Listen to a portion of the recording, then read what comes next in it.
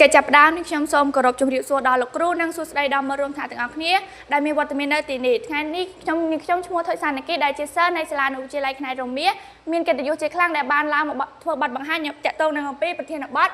ការបង្កើត app ដើម្បីកុំឲ្យខាតពេលវេលាយូរយើងចូលទៅដល់ការនិយាយរបស់ខ្ញុំតែម្ដងនៅក្នុងការបង្កើត app នេះគឺខ្ញុំបានផ្ដោតទៅលើកុមារដែលផ្ដោតទៅលើកុមារនេះគឺកុមារដែលមាន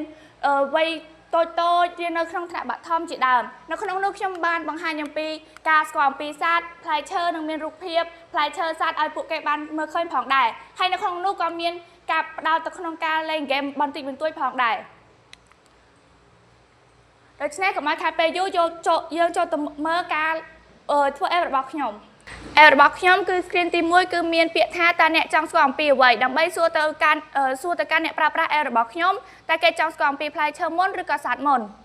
បើសិនជាគេចុចទៅលើពាក្យថាប៊ូតុងថាផ្លែឈើនោះក្នុងមេរៀននោះគេនឹងនិយាយអំពីផ្លែឈើដែលមានដូចជា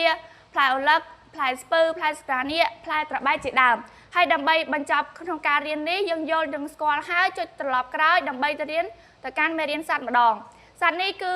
មានដូចជាសត្វខ្លាឃ្មុំសត្វដំរីសត្វសេះបង្កងសត្វខ្លាជាដើមនៅពេលដែលពួកគេបានរៀនយល់ហើយគឺត្រឡប់ក្រោយវិញ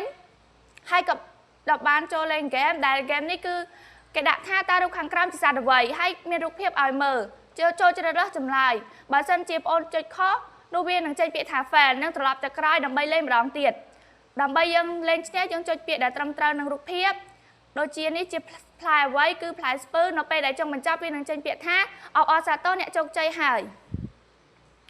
ជាចុងបញ្ចប់នេះខ្ញុំសូមអរគុណដល់លោកគ្រូនិងមិត្តរួមថ្នាក់ទាំងអស់គ្នាដែលចំណាយពេលវេលាដ៏មានតម្លៃស្ដាប់នាងខ្ញុំឡើងបកស្រាយពី app របស់នាងខ្ញុំ